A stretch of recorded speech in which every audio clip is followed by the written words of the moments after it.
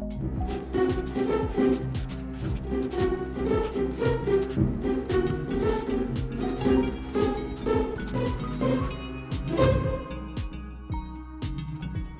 what's up? I'm gonna go over kind of a really quick, mild tip that I think anybody who's been drawing for a while will understand, and that's kind of it.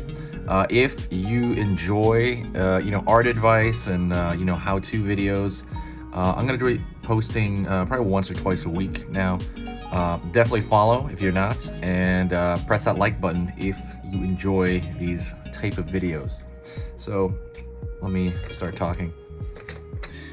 So basically, when I start drawing anything, I basically will kind of go into, and this is something that I did. It sounds crazy. I didn't really do this for years. I didn't do this, but I started doing it probably like a year or two in.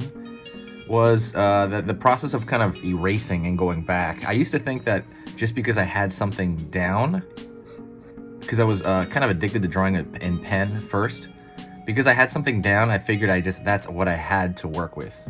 If that makes any sense. So if I was looking at this guy right here, it wouldn't occur to me that I'm like, oh, I should probably like erase this guy and noodle around and find a better pose. Like, okay, well, you know what? I'm gonna make his torso a little bit bigger. Hopefully you can kind of see that because I'm using a mechanical pencil. This is the way I sketch now. I use a mechanical pencil first, noodle around until I have a pose that I actually like. And then I go into it with like a Micron or Faber-Castell ink. Let's say I want a better pose to this tail. I'm trying to draw like a raptor with feathers on it. And so I'm going over that, and I'm using a kneaded eraser to erase because I just like these erasers a lot better than using this white eraser in the back. I think the white eraser in the back kind of beats up the paper a little bit. And then when you go back over it, it's kind of weird. And then I'm gonna find his hands down here. So what I'm doing is I'm just kind of messing around with kind of the design of the character, or the pose really, and the size of those stuff. That's all I'm doing. I'm just kind of messing around. I think his leg needs to be a little bigger. And the more you mess around like this, the better. You know, the kind of, not the more, but as you're doing that, it starts to get better because you start to be like, okay, I got something to work with. And then as you have something to work with,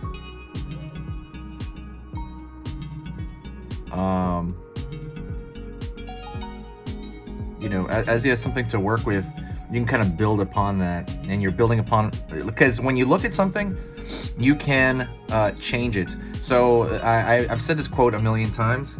Somebody said a drawing is just a series of fixing mistakes. You want to put it down, you have this kind of set thing, and then you're like, okay, how do I change that? How do I move that around a little bit or a lot to make it better? So your first try is seldom going to be your best try. Unless you're someone like Kim Jong-gi, or someone like that. Normally the first time isn't always like the best for most of us, I would say. Like almost everybody, like even into the 80-90% of professionals. They do have something they draw a lot of that, I'm sure everybody has that. I'm sure you have in your arsenal right now something that you draw all the time, and you can draw that thing, boom, first time, like easily and great. You probably have that one thing. A lot of people do. But if you're drawing, like maybe like this, like a dinosaur I've never drawn, you want to, again, put lines down, figure that out, and you're like, is that the best course of action? And then you want to commit by, putting down some ink. So if I was to look at this guy, I didn't change him that much right now. I just kind of increased the size of his back here. I don't like this right here, some of this clavicle. So I'm thinking about all these small things, and then I'm like, you know what? Let's just say I'm gonna finish this guy, and I'll just kind of do it for the video. I'm like, you know what? Okay, this is good enough. This is This is fine. So now I'm gonna, I'm gonna solidify this. I'm gonna go over to, actually I didn't draw his end of his hand here.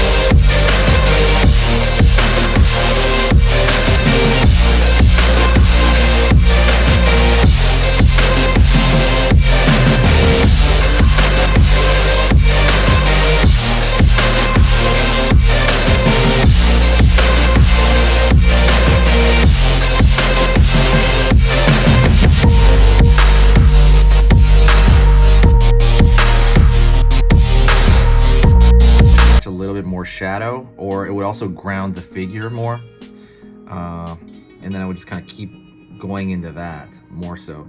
But you want to be able to move stuff around before you go into this solid stage, and that's something I didn't do for like 3, 4, 5 years into drawing. It sounds crazy, right? But I did not do that. And then the minute I started doing that, my stuff got way better, because then I was able to move stuff around. And anyways, that's just a small tip. I hope you get something out of that. I hope somebody on here maybe has a similar thing, because sometimes when you're drawing something, you feel like, oh no, I gotta like rush through this. It's almost like you're sliding down a hill. Like, oh no, I have to do this, I have to do that, I have to solidify. You don't have to do anything, right?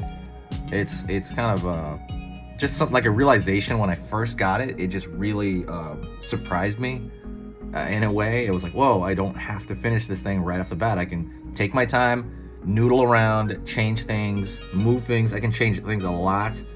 And just knowing that gave me a lot of power over my drawing, and gave me a lot more confidence in the future as well. So hopefully it does the same thing for you. Thank you so much. I appreciate you watching this video. That was just a tiny tip, and I will talk to you next time.